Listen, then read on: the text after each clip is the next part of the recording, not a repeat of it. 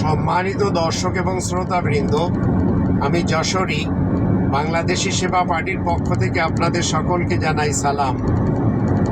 আমাদের দেশে যারা তাফসিরুল কোরআন মাহফিল নামে মানুষকে একত্রিত করেন, সেটি যদি খুনি হাসিনার যুগ হয় তাহলে মনে রাখবেন 1 ঘন্টার তাফসিরে সেখানে তাফসিরুল কোরআনের নামে তাফসিরে শেখ হাসিনা হয়।